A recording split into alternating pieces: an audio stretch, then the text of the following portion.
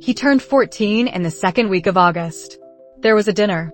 Aldrich made the same dinner he made for acknowledged occasions, a roasted joint, bread, a bottle from the lower cellar, and they ate it in the kitchen because the main hall was too warm in summer and the kitchen caught the evening breeze off the south field. He had been given a small glass of the cellar wine at 13. He was given a larger one at 14. Neither of them commented on the difference. 14, Aldrich said, at some point near the end of the meal. Yes, Kael said.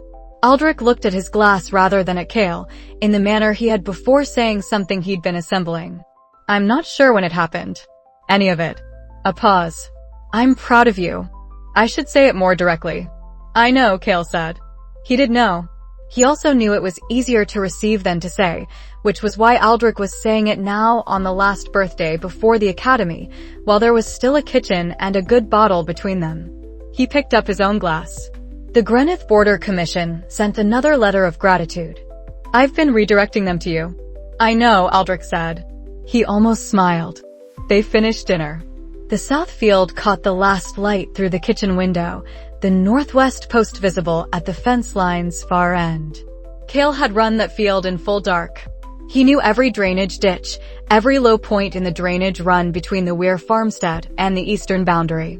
In 12 days he would leave it. He noted this. He did not continue past the noting. They left on the 12th of August, 3 days earlier than originally planned, because quarterly correspondence from Var Aldrin had indicated the capital's registration offices processed early arrivals faster than late ones. And faster processing meant more time to assess the city before the Academy's formal orientation week began. The preparation list, which had grown from 17 to 23 items by its completion, was done. The Barony records package sat in a waterproof courier sleeve in the cart. The medical certification, the Guild academic achievement document, the Academy invitation, enrollment correspondence, and Solicitor Bast's processing receipt were all in order.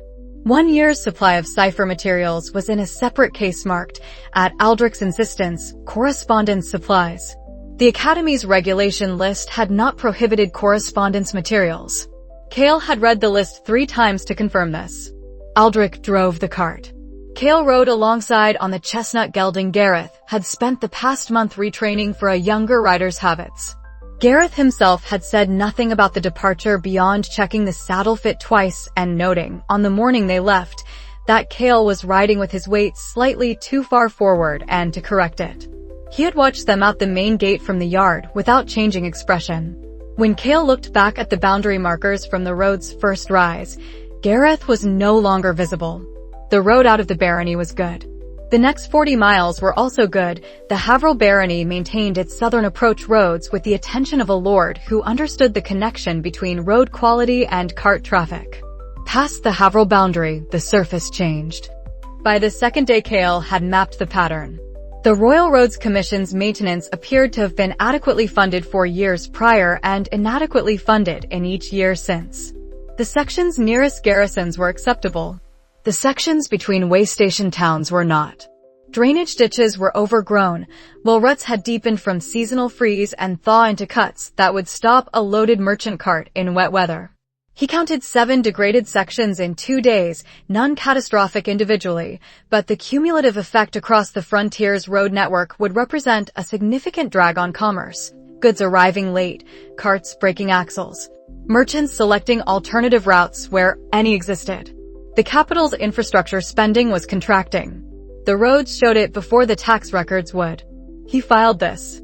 Not immediately actionable. Consistent with the pattern. The first relevant conversation came on the evening of the second day at the third way station's common room. 2 traveling merchants occupied the long table near the fire. Aldrich and Kael had the shorter table by the window, which gave him better peripheral coverage of the room and the approach from the door. The merchants were discussing the Noble Council. Not the public agenda, the private one. The vote count on the frontier tax reassessment, which every formal communication from the capital had listed as under deliberation for 4 months. The merchants were talking about their spring route adjustments. They were calculating the adjustments around the assumption that the reassessment would pass in the council's autumn session at a 12% increase in frontier transit costs. They were calculating this in August, as if the autumn session's outcome were already determined. A merchant who adjusts spring routes in August around an autumn council vote not yet announced was working from information not available to the public. The council's vote count was not a matter of public record until after the vote. These men knew it. Someone with access to the council's working deliberations was moving that information into the capital merchant class in advance. This was either the Crown Prince's faction managing expectations deliberately, or it was a leak from within the council itself, or it was both. He noted all three names the merchants mentioned as contact references, 2 addresses in the merchant ring, 1 in the noble district, the last of which was not a merchant's address. He would send Var Aldrin a query from the capital. Aldrich was describing the way station's horses to the stable keeper, who had sat down nearby. He had a farmer's genuine interest in other people's horses. The stable keeper seemed glad of the conversation. This was Aldrich's reliable social currency in any room, the specific interest in practical things that people who worked with practical things recognized immediately as real. The patrol gap appeared on day 5. They had stopped to have the left rear wheel's iron rim checked. It had developed a wobble since the 4th day, and while Aldrich saw to the cart with the local wheelwright, Kael sat on a fence post at the stable yard's edge and watched the road. A Royal Patrol unit came through at the 10th hour, 8 riders in the standard frontier configuration, heading northwest toward the Kestrel Point garrison. He noted the time, the direction, the garrison's approximate position on his mental map, and the patrol's pace. He had been noting patrol patterns since day 2 of the journey. By the time the wheel was pronounced sound and they resumed travel, he had mapped the gap, a 4 to 5 hour window between the morning patrol out of Kestrel Point and the afternoon patrol from the same garrison, covering 12 miles between 2 ridge crossings. The terrain made full exploitation difficult. A loaded cart would remain visible on both ridge approaches long enough to be caught if either patrol ran even slightly early. But the gap was real. It was consistent. It had been stable long enough that the merchants in the common room 2 nights prior had not been nervous about their route timing. Nobody was using the gap, which meant either nobody knew about it, or the garrison maintained an understanding with local interests, or both. He filed this for later attention. A second gap appeared on day 7, south of the main road at an unmarked ford crossing, smaller and less reliable, but it confirmed the pattern was structural rather than incidental. The second relevant conversation came on the 6th evening, at the inn between the 2nd and 3rd patrol towns. A retired court official, traveling north to a family estate with a single attendant. Kael identified him from the collar style, noble council administrative staff, or recently retired from it, and from the manner of a man accustomed to establishments that anticipated his preferences. He was talking to the innkeeper with the candor of someone who had no further reason for discretion. The king had missed the weekly formal council session for the 3rd consecutive week. In 22 years of rule, this had not happened before. Not during illness, not during the War Council of the Eastern Border dispute 15 years ago, not during the 3 weeks after the Queen's death when the court had quietly arranged for it not to happen. The king had never missed a formal session. The official's assessment, his physicians say it's managed. People who've seen him say something different. People who've seen him. The official had either seen him or received direct intelligence from someone who had. He was not the sort of man who quoted rumors as personal reports. Kael revised the succession timeline. The estimate from the August Festival intelligence, 1 to 2 years, skewing toward 1, was now potentially optimistic. He would know more from the capital's direct intelligence sources. He added a note to the Var Aldrin query. The 3rd conversation was at the final way station, the morning of the 8th day, with a returning academy student, upper year, Aura track, capital family, talking with a companion about the incoming batch. Neither of them noticed Kael at the adjacent table. The student's assessment of the general track was brief and without particular malice, which made it more useful than contempt would have been. It was simply how things were categorized, from inside the Aura track's perspective. Not a threat assessment. A filing system. He filed it accordingly. They reached the capital's outer walls at the 8th day's evening. The walls were higher than he had expected. This was unusual because he had read extensive descriptions of them and calculated the visual impression from the reported dimensions and the approach angle. The calculation had been accurate. But calculation did not account for what it felt like to approach something at the end of 8 days of frontier roads. Aldrich stopped the cart at the last rise above the approach gate. He sat for a moment, looking at the walls. Then he reached up and straightened his collar. The collar was already straight. "You'll do well," Aldrich said. Kael looked at the gates. 400,000 people on the other side. The noble council, the succession politics, the academy, the intelligence gaps he had spent 3 years trying to close from a frontier barony. All of it, now reachable in less than an hour's drive. "Yes," he said. He meant it in the specific way he always meant things, not as a claim about outcomes, which were never certain, but as an accurate assessment of preparation relative to what lay ahead. The preparation was sufficient. He would do well, or he would adjust. These were not mutually exclusive. They went through the gate. The capital was larger than Ethan Cole's memory of cities and smaller than the idea of a capital that had been building in Kael Ashford's mind for 6 years. He resolved this immediately. Ethan had been in Tokyo. Ethan had been in London and Frankfurt and Seoul for consulting work and had registered them with the incurious familiarity of a man who traveled frequently enough that cities stopped being remarkable. Kael Ashford had not been in Tokyo. Kael Ashford had grown up on a frontier barony with 4,000 people in its total population, had visited Thornfield perhaps 30 times, and had read extensively about a place he had never seen. The combination produced an expectation that was neither Ethan's bored competence nor a frontier boy's genuine wonder, and he spent the first quarter hour inside the gate sorting out exactly which parts of what he was seeing were worth noting and which were simply noise. The gate district, commerce, traffic, the specific density of people who were moving through rather than staying. Merchant carts, passenger coaches, a column of Templar soldiers heading south on a schedule. The sound was different from anything he had experienced in this life, not loud exactly, but layered, the way the Thornfield Festival had been layered except constant, and from every direction simultaneously. He catalogued and moved on. The approach to the academy grounds took them through 4 districts in sequence: the outer commercial ring, the noble district's southern edge, the merchant ring's northern quarter, and then a broad avenue that ran northeast toward the academy's outer wall. Kael mapped as they went.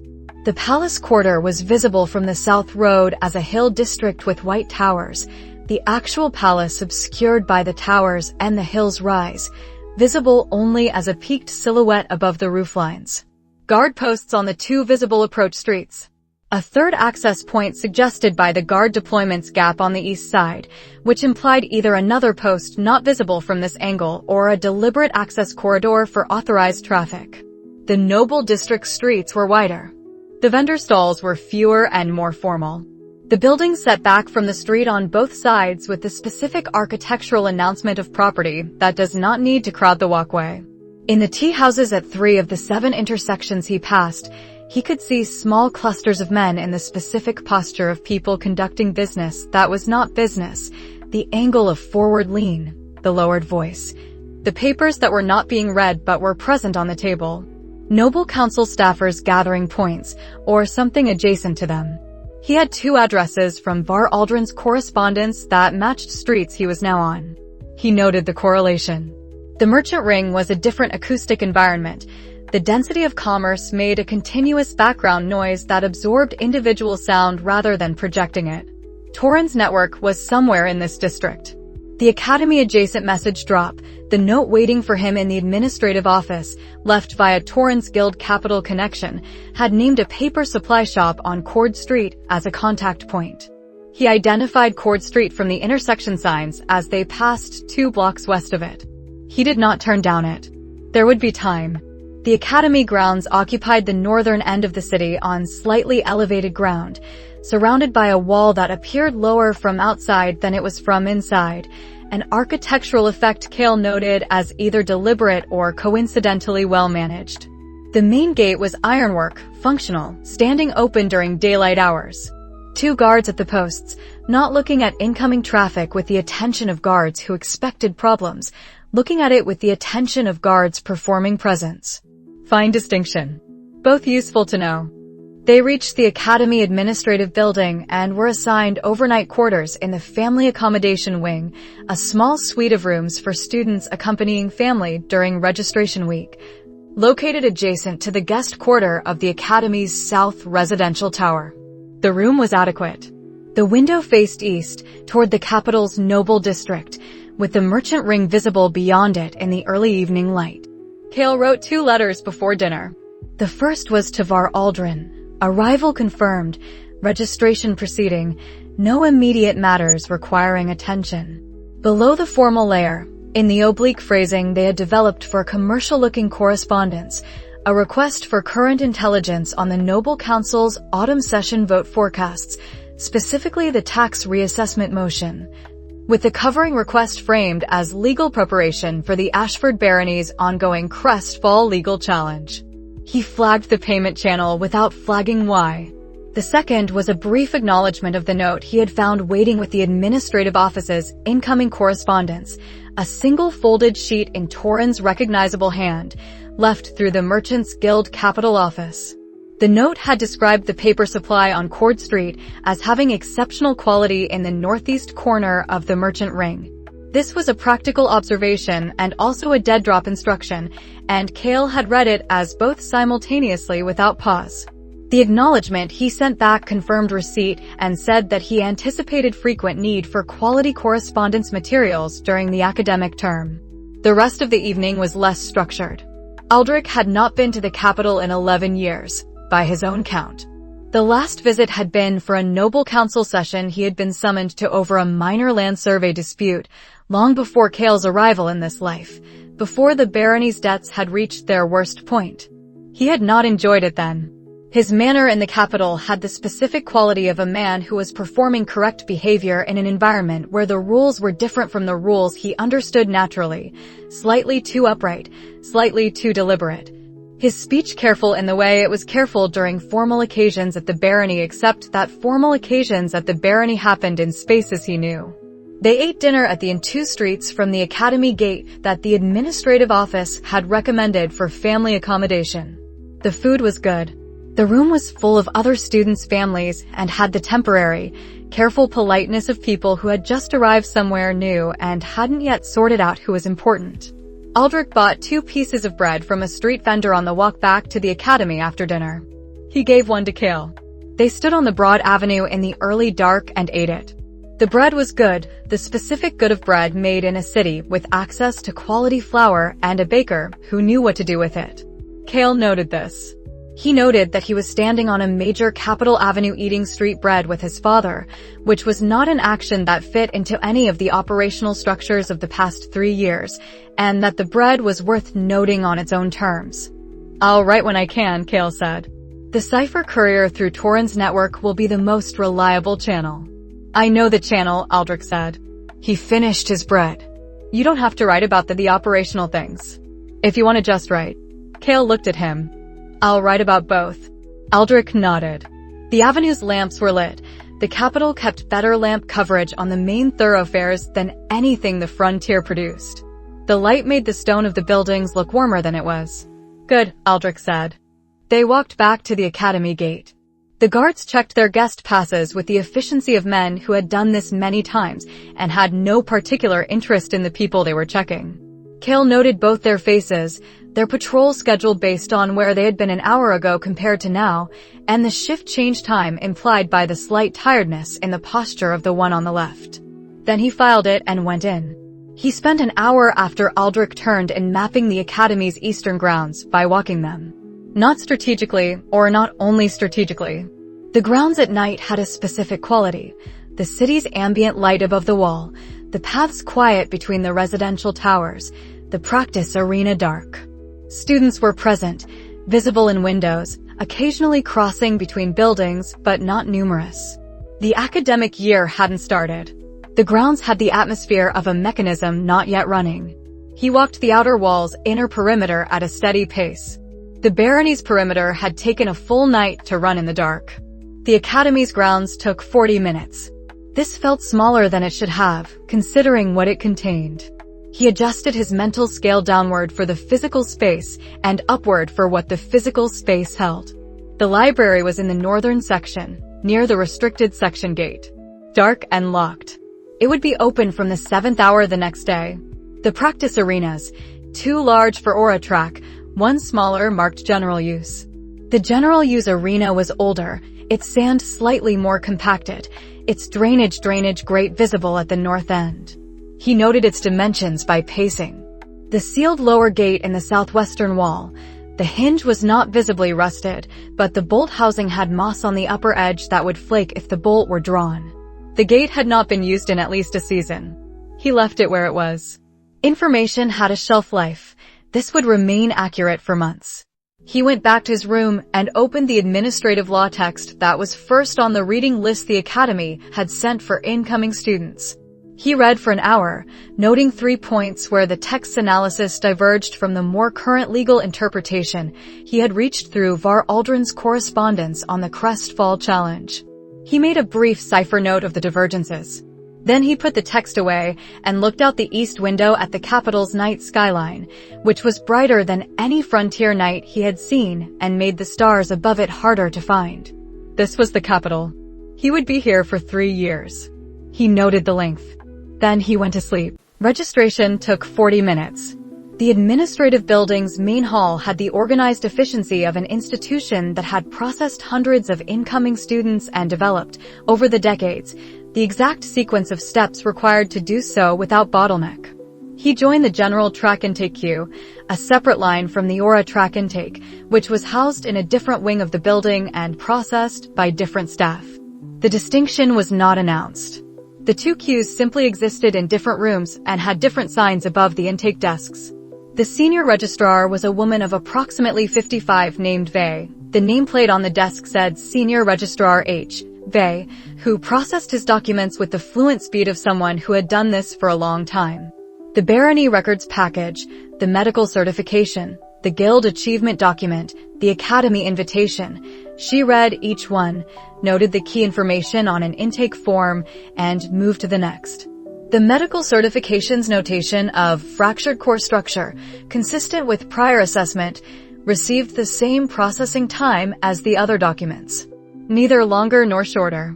Kael had been ready to adjust his expression if her face changed at the notation. It didn't.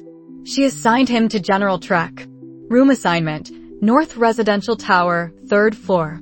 Curriculum guide, a bound booklet covering the first term's course structure. Academy map, a single printed sheet. Welcome letter from Dean Hestia, a single paragraph of formal welcome, the dean's signature at the bottom in the sharp hand of someone who signed many documents and had long since optimized the action. That was the transaction of becoming an Academy student. He picked up his enrollment packet and went to find his room. The North Residential Tower housed general track students on 3 floors and had aura track students on the upper 2 floors. A configuration that was not explained in the student handbook but was apparent from the room assignments and the naming conventions on the floor directories. The transition between general track and aura track floors was not marked by any posted notice. The light fixtures were the same. The hall width was the same. But at the boundary landing, the shoe marks on the floor went in different directions. His room was small and adequate. A single bed, a desk, a wardrobe, a window that looked onto the Academy's inner courtyard. He set his correspondence materials case under the desk, arranged the rest of his belongings in the wardrobe, placed Aldous' cipher book in the locked inner pocket of the correspondence case, and sat at the desk for a moment looking at the courtyard. He had expected to feel something particular about this transition, the first night in a new place, the scale of the institution, the beginning of the 3-year arc that had been the operational objective since the August Year 5 meeting with Torin. The feeling he actually registered was closer to the specific focus that preceded any new intelligence operation, the sense of a new information environment beginning to come into resolution. He went to the general track orientation, which was held in a lecture room in the Academy's south wing at the 2nd hour afternoon. 34 students. He counted them as they arrived. 22 scholarship commoners, 7 minor noble heirs, 3 students attending on specific professional certification credentials like his own, and 2 whose category he didn't immediately identify. Mixed origin intake, as expected. The curriculum guide had mentioned that the general track drew from across the social spectrum on the basis of academic merit. This was accurate in the sense that the stated criteria were real and also incomplete in the sense that academic merit was easier to demonstrate through certain pathways than others. The orientation was run by a young faculty member, teaching assistant Morin, by his introduction, roughly 23, assigned to the general track's first-year cohort, who covered the academy's rules, the curriculum structure, the behavioral expectations, and the various administrative procedures for course registration and assessment scheduling. He was precise and slightly uncomfortable with the public speaking aspect. He clearly preferred the administrative content to the performing of the administrative content. Kael listened and catalogued. Faces, the scholarship student from the 3rd row who answered every question Morin posed with more detail than required. Not performance, genuine enthusiasm, unfiltered. He would be visible constantly and for that reason not useful for intelligence cross-reference. The minor noble from the coastal provinces who was trying very hard to remember everything. Good memory, visible effort, probably reliable. The scholarship student near the window who answered no questions, but whose pen moved constantly, taking notes on things that weren't in the lecture material. He was watching people. Kael recognized the behavior because he was also doing it. There was a moment, 40 minutes into the orientation, when an Aura track student appeared at the lecture room doorway to ask Morin an administrative question. The student was perhaps 17, 3rd year by the look of him, and he looked into the general track orientation room with the brief, automatic non-attention of someone who had learned not to focus on a certain category of things. The look lasted perhaps 2 seconds.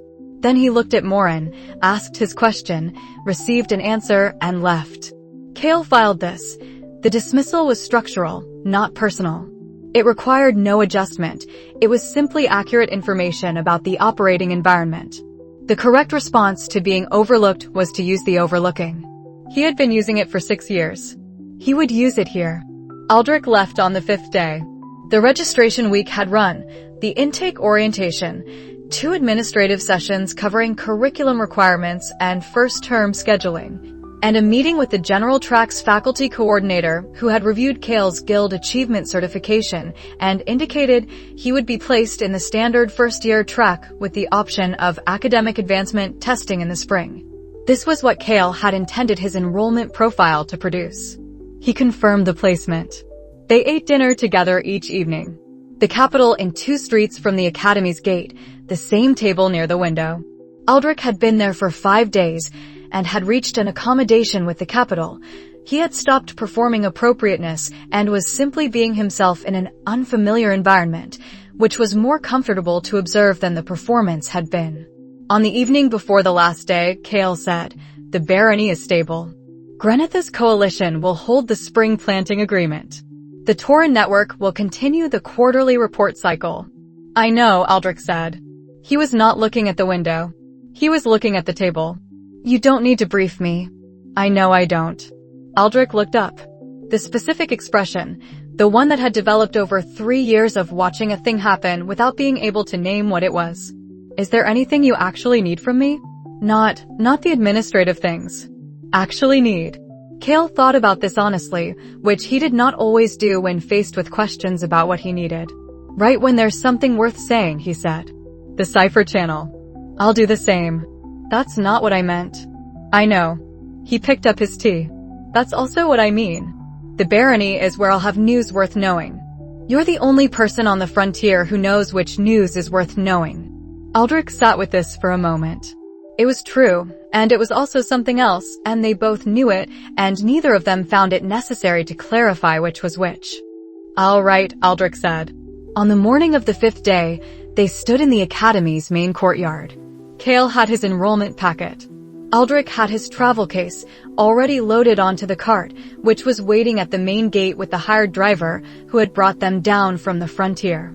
The August morning was warm. The capital's heat had a different quality from the frontier's, denser, reflecting off stone rather than dissipating into open ground. Aldrich looked at him for a moment. Not the assessing look. Aldrich didn't have an assessing look, That was not in his repertoire. The looking at you look. The one that had been present since year 5 and had gradually stopped pretending it was looking at something near Kael rather than looking at Kael. 14, he said, for the second time in recent weeks. Yes, Kael said, for the second time. Aldrich put his hand on Kael's shoulder briefly, the specific contact of someone who was not going to make the moment larger than it was, and then walked to the gate. Kael watched the cart until it was through the gate, and the gate had closed behind it. Then he turned back toward the north residential tower and went to find the library. The academic year started in 3 days. He had 3 days, and the library opened at the 7th hour. He went. The power structure became legible by day 3. He had been watching for it since arriving, but the first 2 days of orientation week were too uniformly new. Everyone performing arrival, everyone assessing the environment rather than operating within it, for the underlying structure to be visible through the surface behavior. By day 3, the surface behavior had normalized, and what was underneath it began to show through. The largest faction was the one organized around Crown Prince Aldrich's interests. Not visibly, there were no declared allegiances in an academy setting, no formal faction markers, nothing that would appear in an administrative record. But the organization was there in the movement patterns, specifically, in the way approximately 40% of the Aura track students oriented toward a third-year student named Haydeen Walcroft whenever Walcroft was present in a shared space. Not deliberately. Not performatively. The adjustment was instinctive, the way a room's ambient sound adjusts slightly when someone opens a window.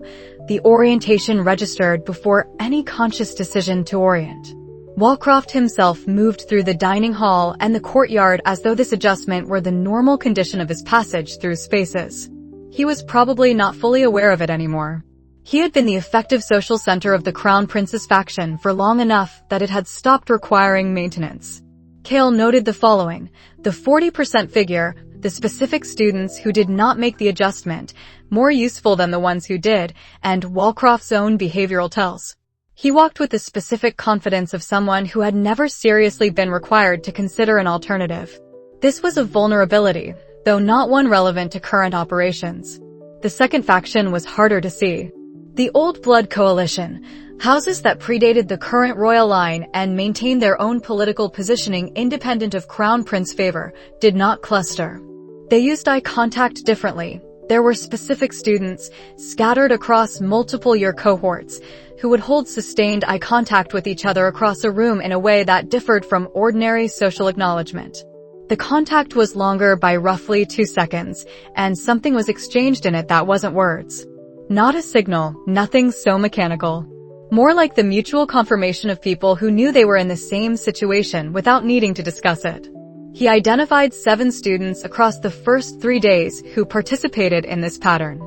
They did not eat together or study together or appear together in any configuration that would suggest alliance. The alliance was in the recognition, not the coordination. He filed them as a cluster but not a unit. Old Blood Coalition identified members, loose structure. The largest middle group was everyone else, scholarship commoners, minor house nobles, students with no strong alignment to either major bloc. Most of them were waiting to see what was useful. Some were trying to earn Crown Prince faction membership. The attempt was visible in the slightly increased proximity, the effort to appear in the right rooms at the right times. A few were simply attending the academy and had not yet thought about the political landscape in those terms. These were the ones who would be easiest to move around. Not now. Later. He saw Seraphine Voss for the first time as a physical presence rather than an intelligence file on the second day of orientation week. He had been eating lunch at the common dining hall, a general track student at a general track table, which was where his cover story required him to be, and she came in from the eastern entrance. He recognized her before he could stop himself from doing it.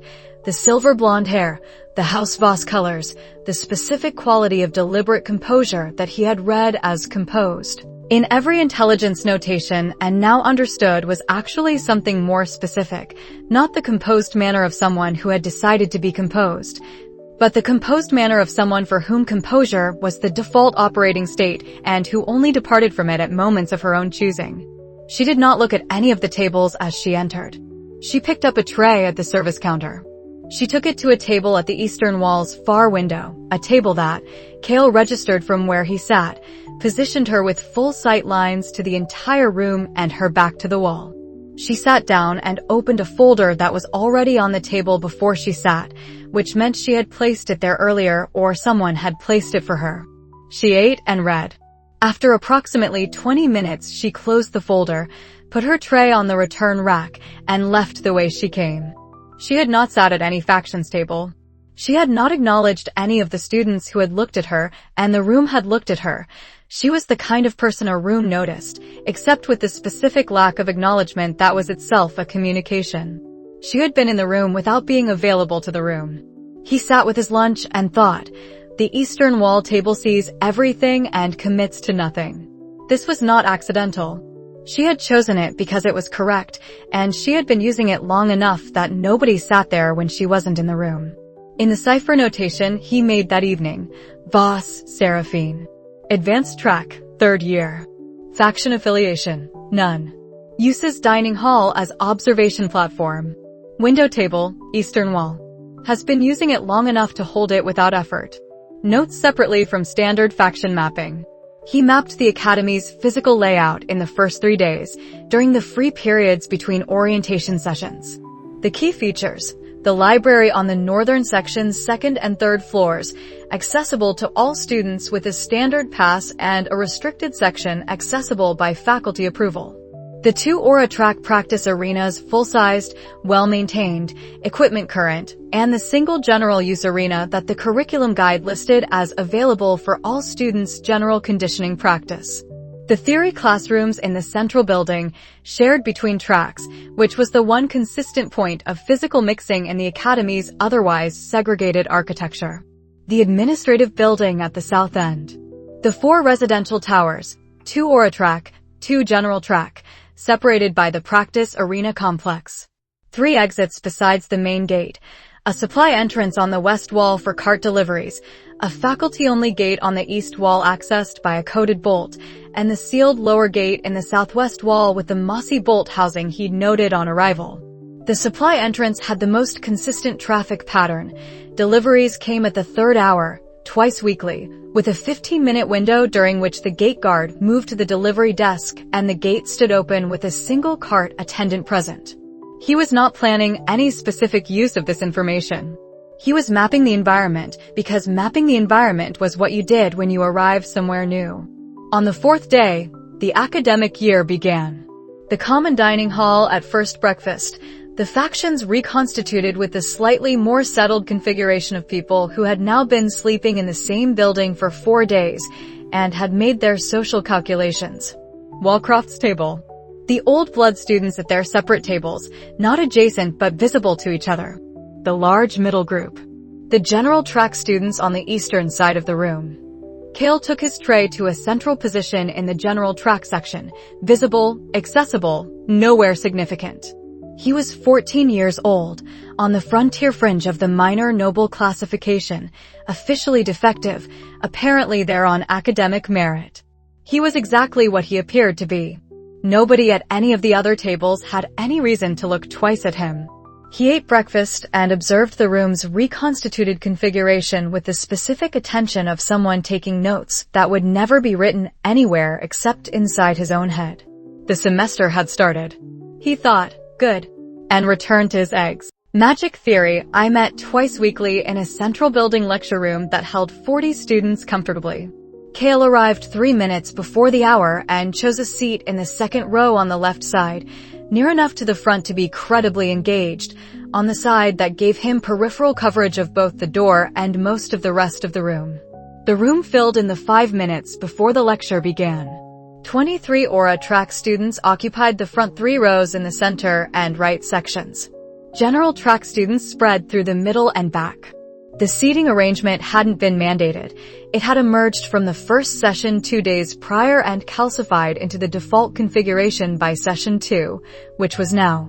Social architectures formed quickly when people were uncertain and seeking pattern. Instructor Ferrith arrived exactly at the hour. Middle-aged, precise in manner, slightly joyless about repetition in a way that suggested he had been covering first-year core theory for many years and had made peace with doing so indefinitely. He knew his material thoroughly. He was here to teach it accurately rather than to find it interesting. Kael noted these as separate qualities and respected both. The lecture, core typing.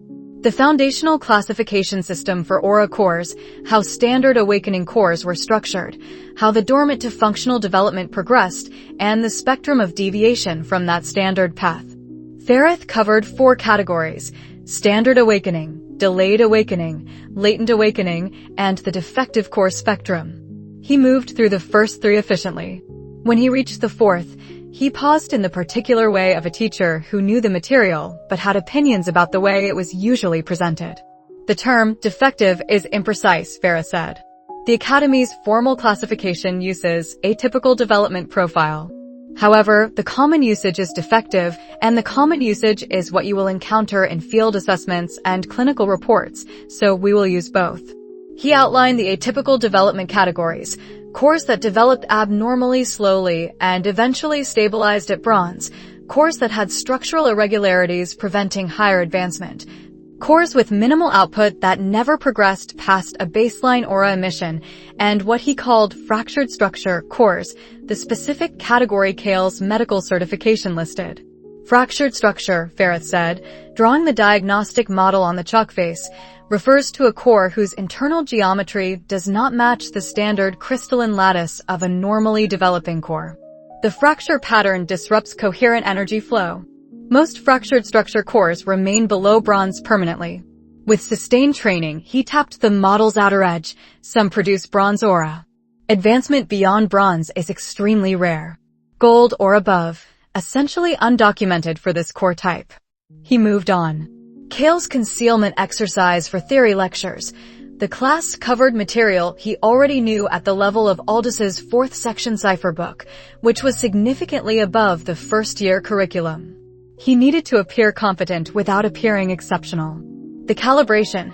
Answer approximately 2 or 3 of the questions Ferrith posed per lecture, choosing questions pitched at the level a very diligent self-studying student might reach, above the class average but not unreachable.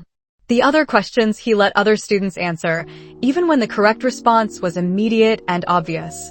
This required constant small management. The correct answer arrived before the question was fully articulated. He had to hold the answer, assess whether this particular question should be answered by him or not, and then either raise his hand or not raise his hand in a way that looked like natural response time rather than suppression. It was, in its own way, a more demanding exercise than keeping the aura output below the detection threshold. The aura suppression was habitual. This required active decision on every exchange. In the 4th session, Ferrith posed a question about the structural mechanism distinguishing latent awakening from fractured structure core types. The textbook answer described these as distinct categories with clear diagnostic criteria. This was accurate in the current curriculum, but had been complicated by a study published 3 years prior, the Fahrenholm study, which Kael had accessed from the supplementary archive at level 2 clearance shortly after that clearance became available. That identified a diagnostic overlap in approximately 12% of cases, where the initial assessment incorrectly classified one as the other. He watched the scholarship student 3 seats to his left write the textbook answer in her notes, pause, and then write something in the margin and underline it once. Then she raised her hand and gave the textbook answer when Ferrith called on her. She had known the more complete answer and chosen to give the simpler one. Kael recognized this the way he recognized the night running technique on the south field, not from description, but from having done it himself. After the session, in the corridor outside the central building's east door, he caught up with her. The Fahrenholm study makes the diagnostic overlap clearer than the textbook's distinction, he said.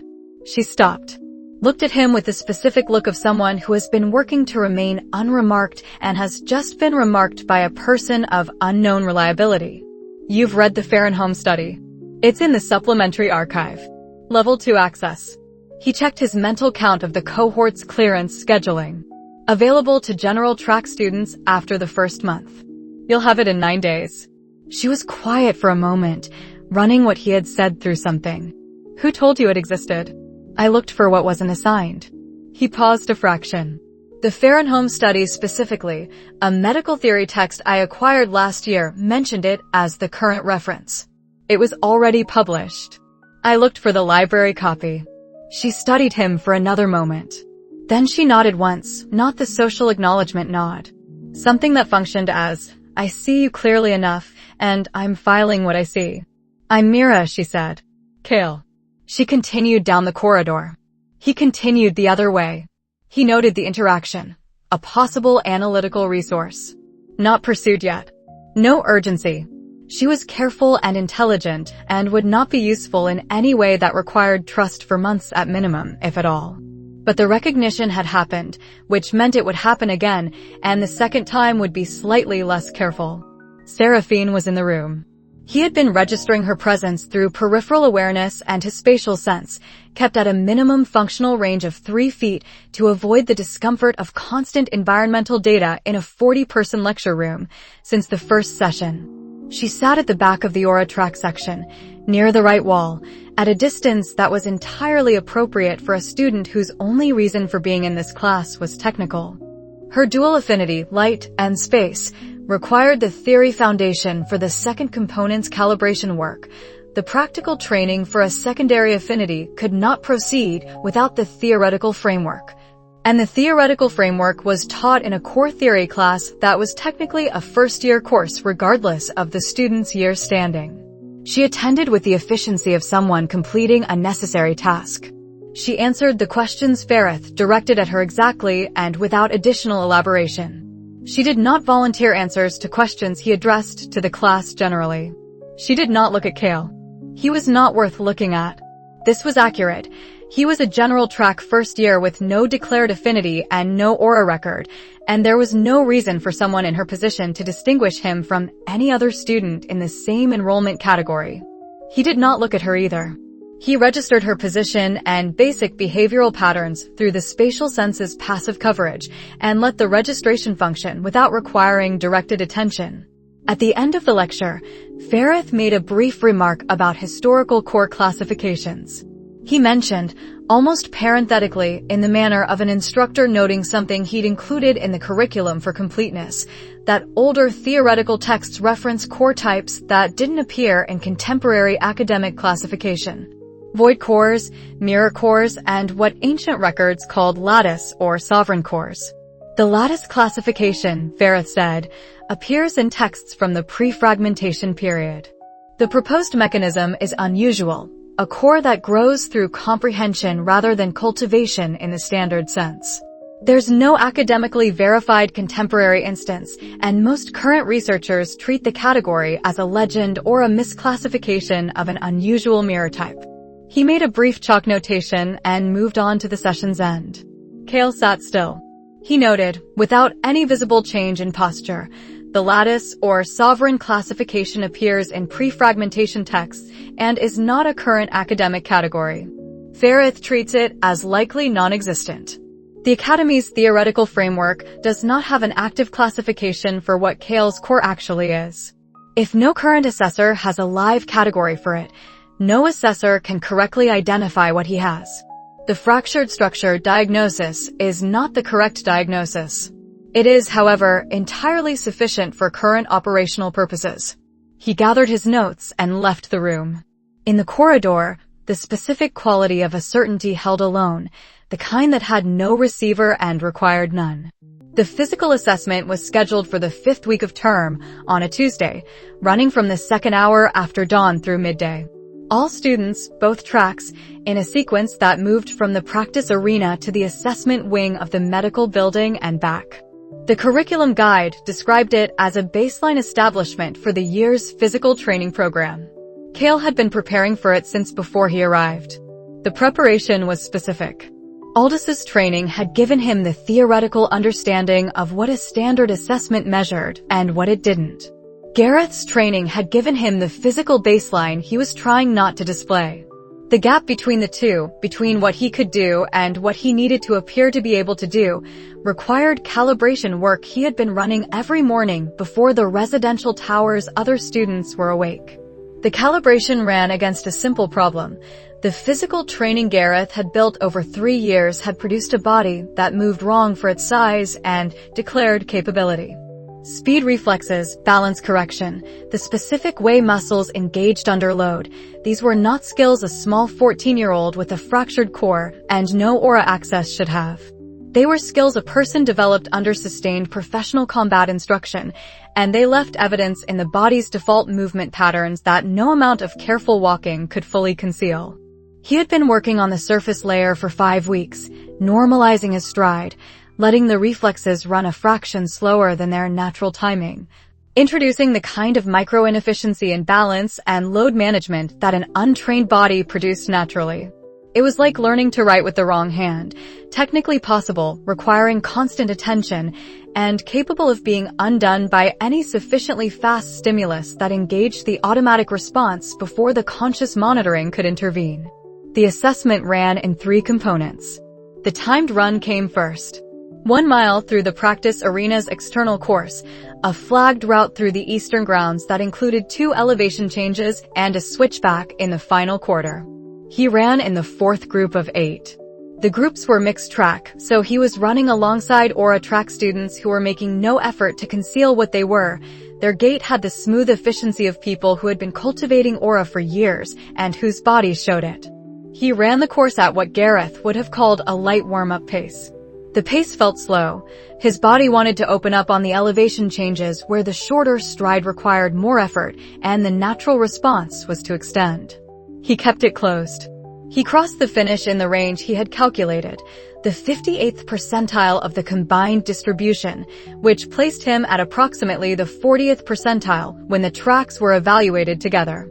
He walked to the recovery area and stood with his hands on his hips for a plausible duration, breathing at the rate that matched the exertion he had visibly displayed. The strength circuit was in the practice arena's weight section, which had standardized equipment calibrated to the assessment protocol. The sequence was prescribed, 10 repetitions of each station, moving in order, with a measurable count at each. He had rehearsed the target weights at the pre-dawn sessions in the general use arena for the past 2 weeks. He lifted what a well-built but untrained body of his size could reasonably lift with significant effort, and he made the effort look significant, and the numbers he recorded across the circuit fell in the expected range. The difficulty, the final station. A weighted overhead press that Gareth had included in the basic training program at a weight Kael had been moving for 2 years. The prescribed weight for his height and declared development profile was 60% of what he'd been working with. He loaded 60%, completed 10 repetitions, and set the bar down with the specific expression of someone who had reached their limit. He had not reached his limit. He had not come close to his limit. Managing the expression while managing the physical output while managing the breathing rate while standing 3 feet from the Aura track student at the next station who had a gold-equivalent natural aura presence and was not trying to conceal anything was the most layered operational task the morning had produced. He moved to the next station. The aura output test was administered in the medical building's assessment room, a small, well-lit space with a measuring instrument on a stand, a resonance crystal in a calibrated housing, approximately palm-sized, that registered ambient aura emission from the body. He was assigned to Faculty Assessor Mareth, a title not connected to anyone in his intelligence files, who was a woman of approximately 40 with the efficient, non-intrusive manner of a medical assessor who understood her job as producing accurate readings, not impressions. She gestured him to the assessment position and held the crystal housing toward his core location without contact. In the 4 seconds the reading took, he was managing 5 things simultaneously. 1. The aura output suppression, which was habitual but required active maintenance in close proximity assessment conditions where the suppression field itself could register if it was too deliberately structured. The suppression had to be relaxed enough to look like absence, not like deliberate blankness. 2. His breathing rate, which the assessor would notice if it didn't match the effort level of the run and circuit. 3. His eye direction, not looking at the crystal, not looking at the assessor's hand, not looking at the ceiling, looking at the wall behind her left shoulder, the specific unfocused gaze of someone waiting for a routine procedure to complete. 4. His hands, which were at his sides, which was where they should be, which required him not to move them. 5. The distortion field, which he had kept completely dormant since entering the academy building, and which he continued to keep completely dormant now. The distortion field operated at a spatial layer that wasn't part of a standard aura assessment. But completely dormant was safer than lightly active. The assessor made a notation on her sheet. Fractured structure, minimal emission, consistent with prior documentation. She looked up. No concerns. You can go. He went. In the corridor outside the assessment room, he stood for a moment. 5 things at once for 4 seconds was not a remarkable accomplishment. It was simply what the situation required. He noted that his hands were steady, which was the relevant data point, and walked toward the arena's exit to wait for the rest of his group's assessment to complete. A Crown Prince's faction student, he had identified the affiliation from the dinner table pattern, fell into step beside him briefly in the corridor and then, without announcement, altered his path slightly to walk directly through the line Kael was taking, requiring Kael to either stop and step aside or be walked into. Not a deliberate challenge. Not a test. The specific carelessness of someone for whom certain categories of people were not yet fully present as physical objects requiring navigation. He stepped aside. His spatial sense had registered the student's path adjustment 5 steps out. His body had started to move around it before his conscious attention caught the response and converted it. Step aside, not step around. The difference was half a foot and less than a second. The student continued without glancing back. Kael continued in the other direction. He filed the incident as environmental condition, not a specific individual, a general characteristic of the operating environment. He would encounter this pattern regularly. The correct response was always the same. Step aside, register the person's face and faction and the specific quality of the carelessness, add it to the file, continue. The response that felt natural, the other one, the one his body had started to make before he caught it, was not available to him here.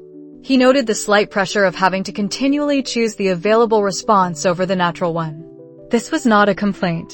It was an operational condition, the same way road quality was an operational condition.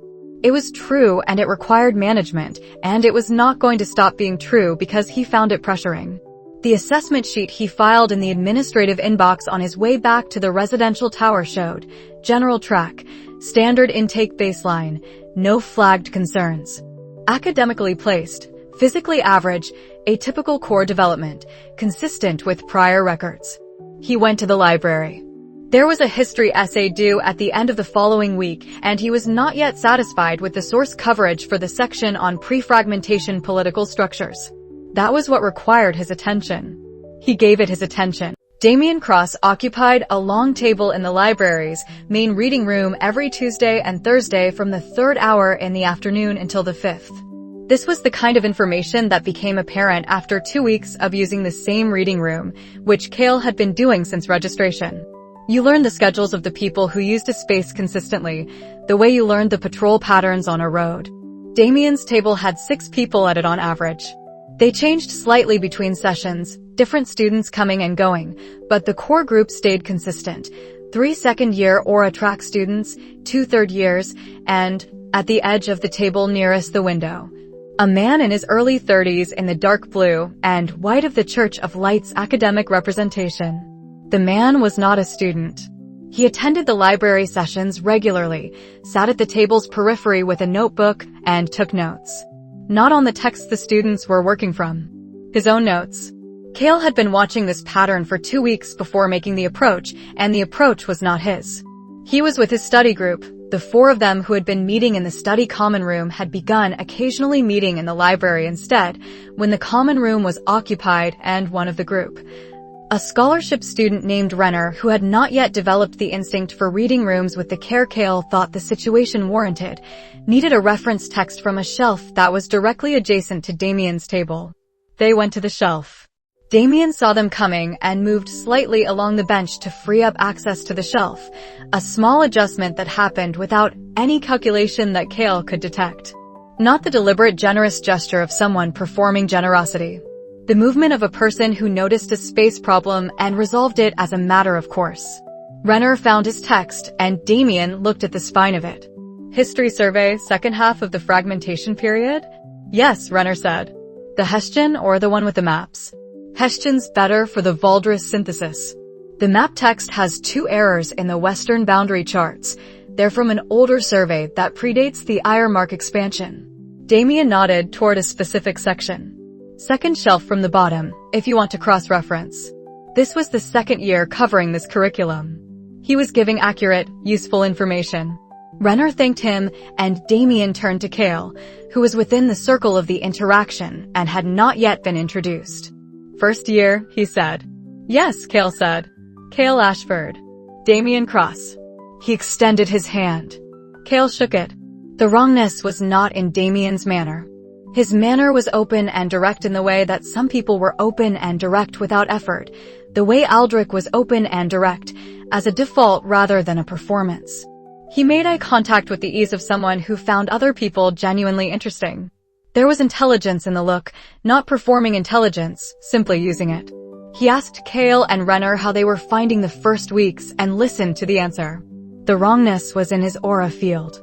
Kael's spatial sense, operating at the range of an extended handshake, was registering Damien's aura field the way it registered any aura field in proximity, as a spatial phenomenon, a zone of elevated energetic density around the core location and extending outward through the body. Damien's aura was exceptional, the density was extraordinary, consistent with the Academy legend that had preceded his introduction, consistent with what near saint-level aura development would register at close range. But there was something else. Beneath the surface register of the aura's density, there was a secondary layer. A structural element that had a different quality from the natural aura field surrounding it. Not blended with the main field. Adjacent to it. A frame around the existing structure, constructed from a different material than the structure itself. It felt the way a room would feel if someone had installed a second floor inside an existing floor, not impossible, but spatially inconsistent in a way the room's original architecture didn't intend. The primary aura was Damien's. The secondary layer was not. He released the handshake at the appropriate moment. Good to meet you, he said. The Hessian text is useful. They returned to their table on the other side of the room. Renner was already talking about the fragmentation chapter they needed to cover. Kael sat down and opened his own text. He read for 2 hours. During those 2 hours he registered, through peripheral awareness, the following. The church representative took 2 separate sets of notes in the period Kael observed, divided by a 15-minute pause in which he did nothing visible except watch Damien. After the pause, he resumed notes. The content of his notes was not readable from this distance, but the pattern of the note-taking, the pause, the watching, the resumption, was legible as behavior. This was not a secretary. This was an assessor. Not assessing the students. Assessing one specific student. Damien trained at the Aura Track's main practice arena on Mondays, Wednesdays, and Fridays, a schedule Kael had noted from the common dining hall's conversation patterns. The church representative was present at those sessions, by what Kael had already observed on his first Monday at the academy when he had passed the arena on the way to the Eastern Library entrance. Present at practice, present at library study. A handler. Possibly an observer. Probably more than an observer. Kael left this notation unresolved for now. He did not have enough verified information to close the analysis. He had 1 spatial observation at handshake range, 2 weeks of behavioral pattern data on the church representative, and the fact that a commoner from a small northern town had manifested near saint-level aura at 14, which was an event so statistically improbable that its explanation was necessarily significant. He wrote in cipher that evening, Cross, Damien. 2nd year, Church of Light Scholarship. Aura assessment, secondary structural layer at the core boundary, distinct from primary field, origin unclear. Church representative present at all known practice and study sessions. Not behavior consistent with sponsorship observation. Behavior consistent with active monitoring. Priority. Understand the secondary layer before drawing conclusions. Do not approach Cross or representative directly. Continue passive observation. He filed the note. He thought about the handshake. Damien Cross was warm and intelligent and appeared to be genuinely what he looked like, a capable young person from an ordinary background who had been given an extraordinary opportunity and was trying, in good faith, to be worth it. This assessment was accurate and was also, Kael now suspected, incomplete in the most important way. He did not know yet what was being done to Damien or by whom. He knew there was something being done. Knowing that while looking at someone who didn't know it was a specific kind of discomfort that he named accurately and then set aside. The naming was sufficient. The setting aside was not the same as not caring. It was simply the correct response given what he currently had and what he currently lacked. He went back to his texts. The history essay was due in a week, and he was still not satisfied with the pre-fragmentation sourcing. He spent a week on it. The library, the practice arena's observation deck, the common dining hall. Every space where Damien Cross was a regular presence. He kept the observation passive, no closer than the natural range of shared institutional spaces, and kept his spatial sense at minimum functional range to avoid the discomfort of constant data from 40-person environments. He was not watching Damien. He was watching the space around Damien, the way you watch the weather around a structure that interested you more than the structure itself. He had 4 resources for the analysis. The first was memory.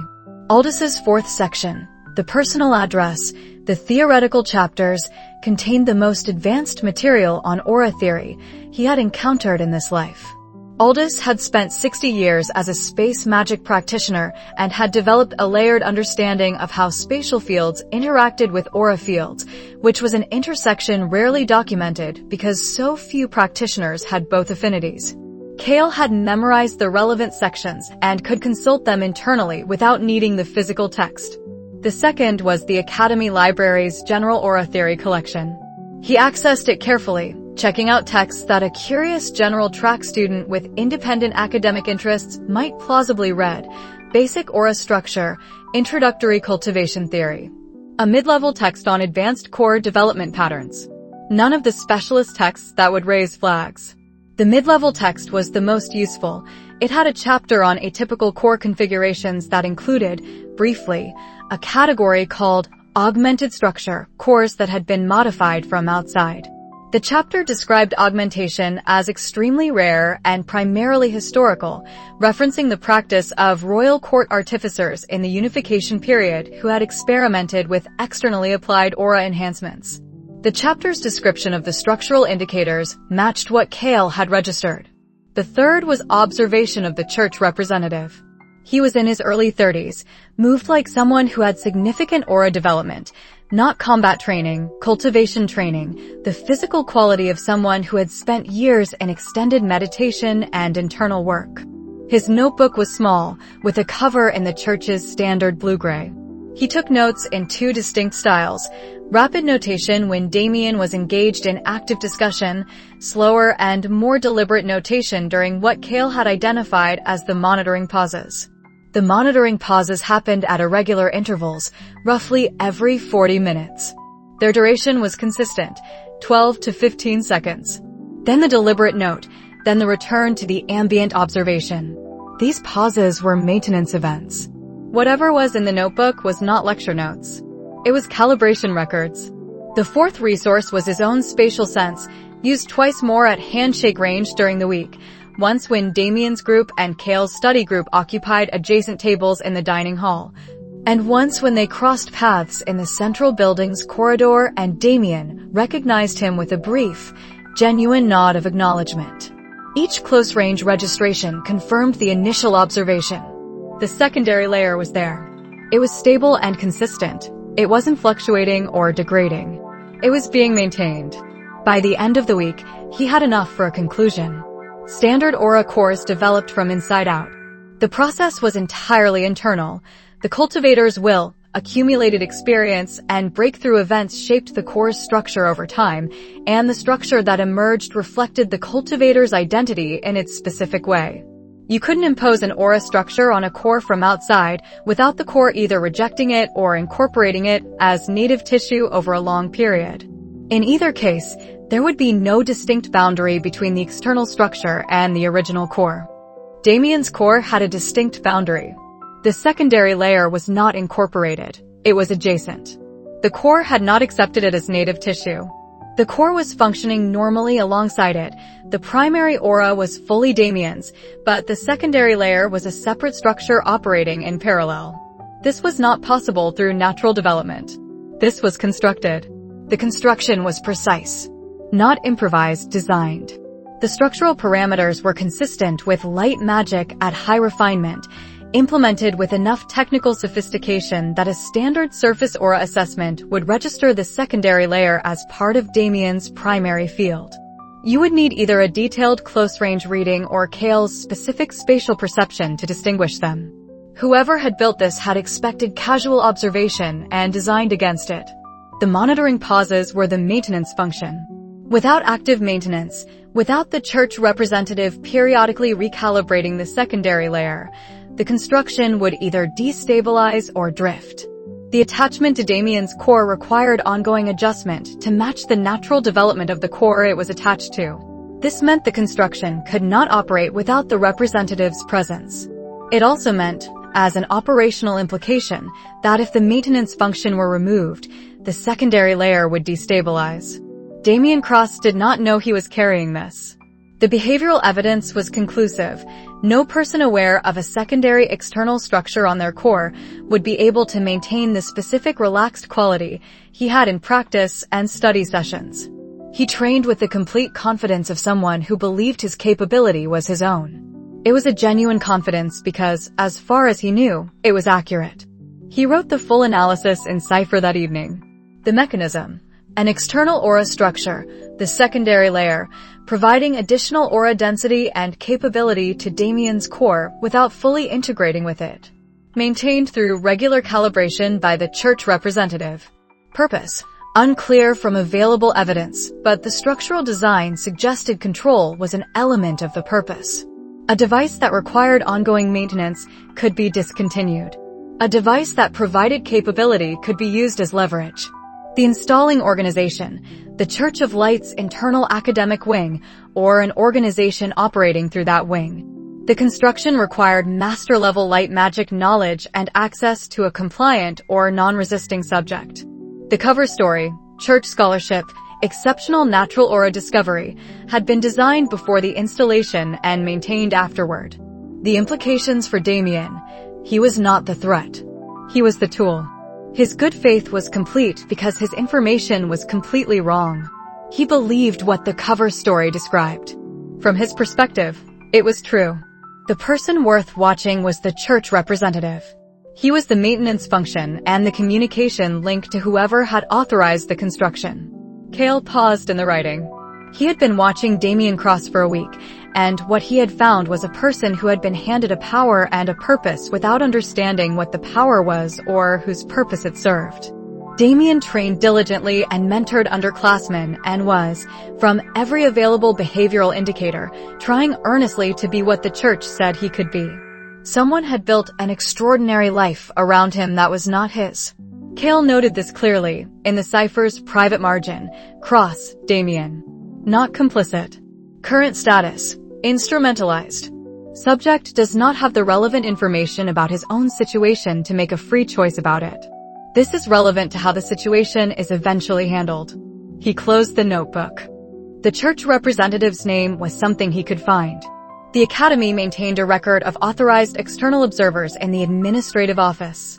He would request the file through the standard student inquiry process, which allowed access to external observer credentials under the academic transparency provision. This would look like a student checking who was monitoring their peer group. It was what it was. He drafted the inquiry before he went to sleep. It was a short document and took 4 minutes. The history essay was also due in 2 days, and he was now satisfied with the source coverage. He would finish that first.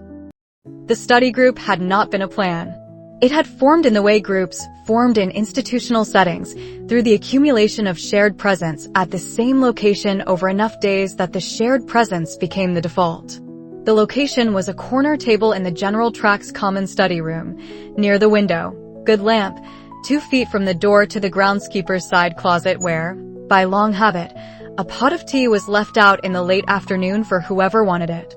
He had chosen the table for the window's ambient light and the door's sightline. He had chosen the tea because he had been waking early for the pre-dawn training sessions and needed something by the 5th hour of the afternoon. He had not chosen the other people at the table. They had arrived separately over 10 days, in the manner of people who needed the lamp or the sightline or the tea or simply a place that felt less institutional than the other tables. Renner had arrived first, the scholarship student from the agricultural districts east of the capital, here on exceptional marks in advanced mathematics, who had a problem with studying alone that manifested as staring at his text for 30 minutes and then starting conversations with whoever was nearby.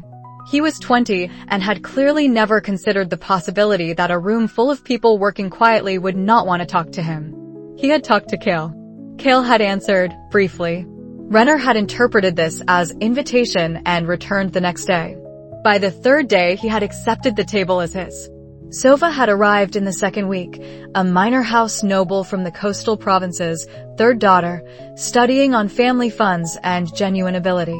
She had sat at the table's end without asking because it was the only available spot during a particularly crowded common room period, and then returned the next day because the lamp coverage was better than any other table in the room. She studied with the efficiency of someone who knew exactly how much time she had and what it needed to produce. Lauren and Cass had come together in the 3rd week, not intentionally, but they were both in the same morning cultivation seminar and had walked to the common room after it, and the only available chairs had been at this table. Lauren was the son of a border garrison soldier, here on a commoner combat scholarship, with the physique of someone who had been training seriously for years and the academic habits of someone who read slowly and remembered everything. Cass was a healer track student from the capital's lower merchant district, quiet in the way that people were quiet when they were paying attention to too many things at once. By the 4th week, there were 5 of them at the table with a semi-regularity that did not require coordination.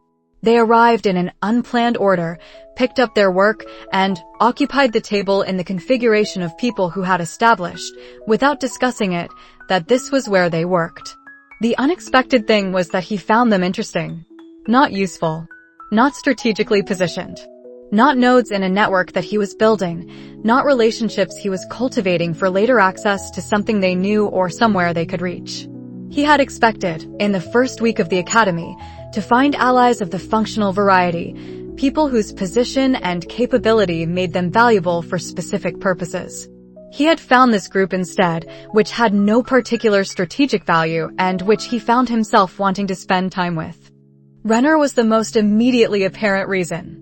He was constitutionally incapable of restraint when he was thinking through a problem out loud, and the problems he thought through out loud were either mathematical, in which case the thinking was precise and the conclusions were usually right, or social, in which case the thinking was enthusiastic, almost never right, and consistently interesting in its wrongness.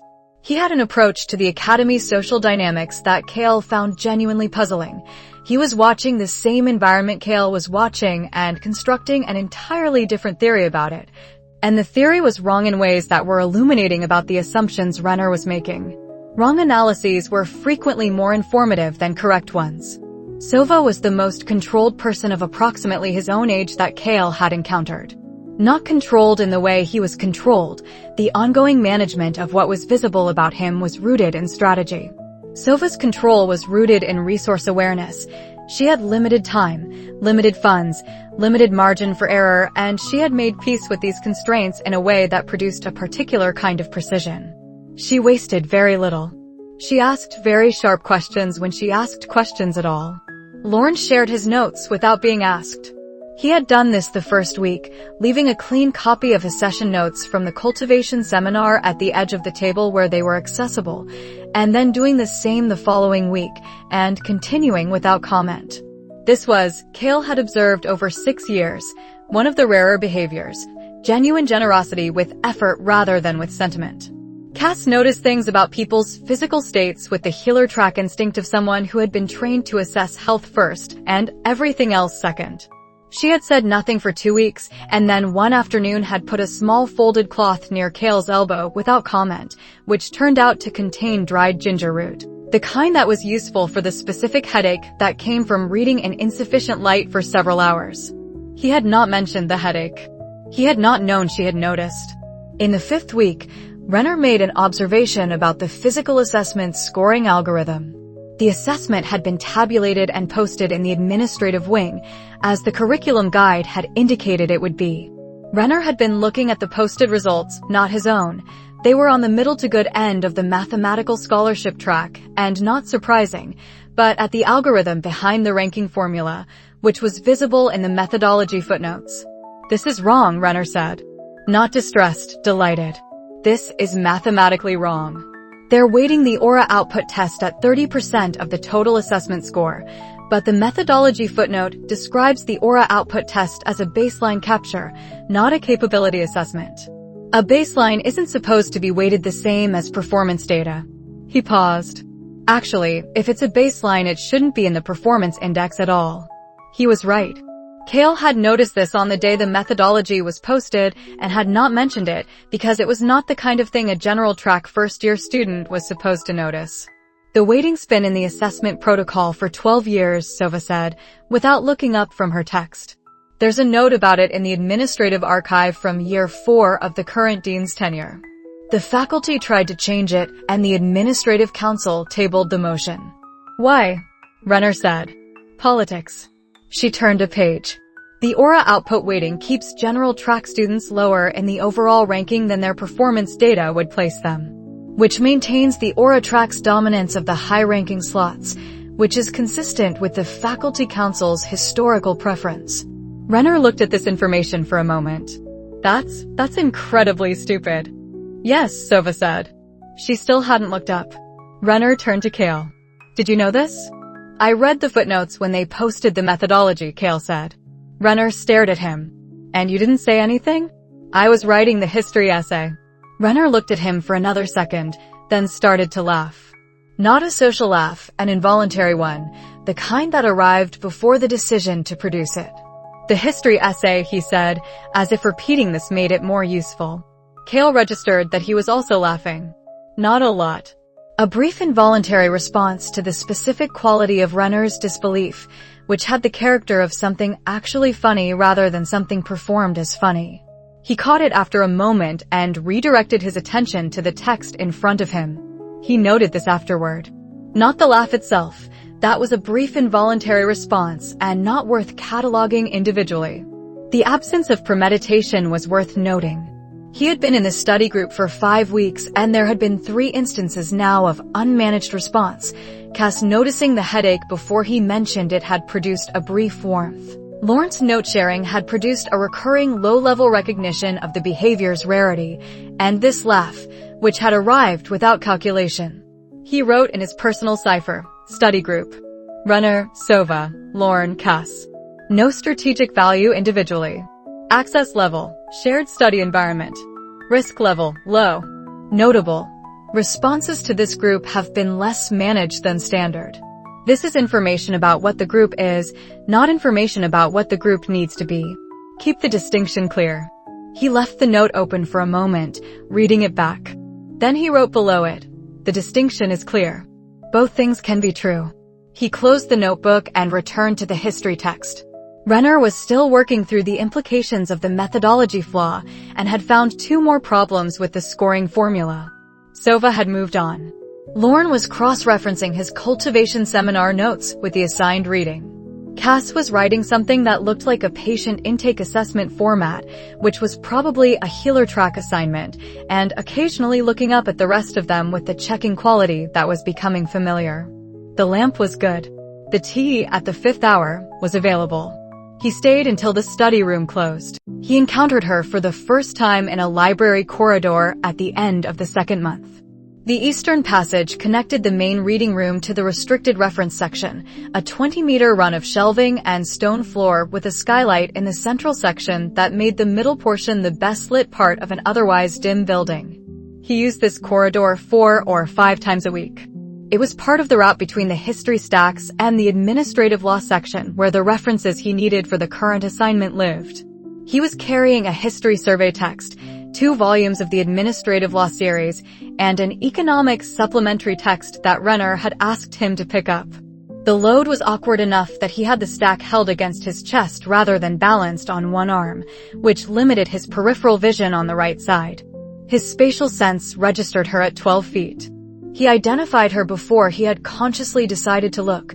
The specific density of her aura field, silver, light heavy, the particular signature he had been registering from a distance for 2 months. Distinguishable in his spatial senses passive coverage the same way a specific instrument was distinguishable in a piece of music once you knew what it sounded like. At 12 feet she was walking from the restricted section end of the corridor toward the main reading room. She was carrying a folder. She was not adjusting her path. He moved to the side. Not because she wouldn't, he had no data on whether she would or wouldn't. He moved because she was walking with direction, and he was carrying too many books and had limited visibility, and it was the economical choice. He pressed slightly toward the shelving on his left to allow passage, redistributed the stack against his chest to clear the space. She passed at 6 feet. At that range his spatial sense registered several things simultaneously. The folder's label, Restricted Ref V9, Noble Council Administrative Records, the restricted section's standard classification shorthand, and the specific quality of how she walked, which at 6 feet was different from the quality it had at 100 feet across the dining hall.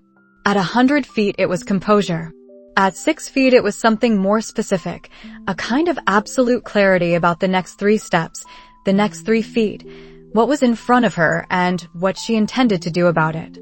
The composure was a consequence of the clarity rather than a performance of it. She passed. She did not look at him. He stood in the corridor for a moment.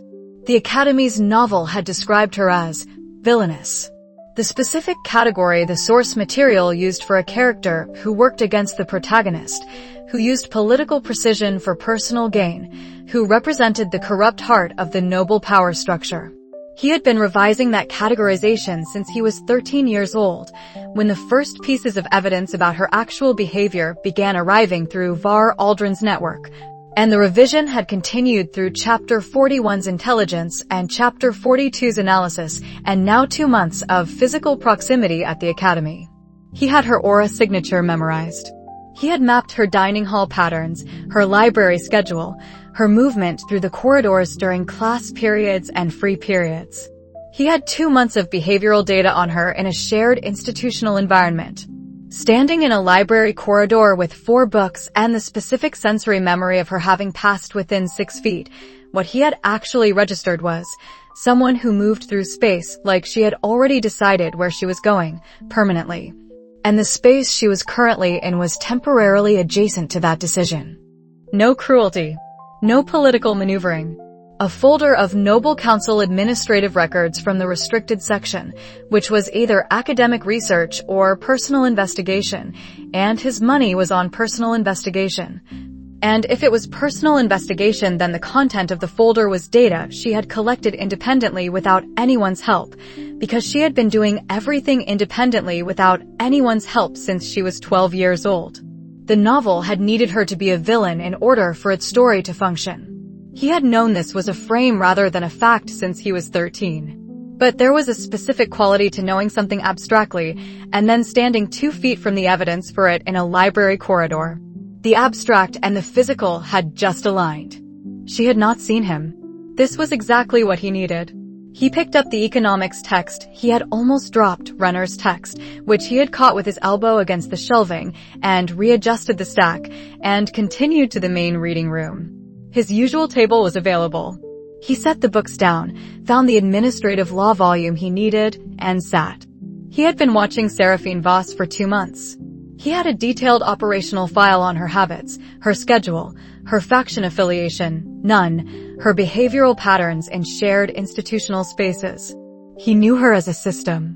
He had watched her move through the dining hall with the same attention he had used to watch Gareth fight at age 11, the attention of someone cataloging a phenomenon that was operating at a level significantly above the baseline. What he had not previously had was the 6-foot passing experience, which was not new information exactly, and was somehow the only accurate information he had. He filed this.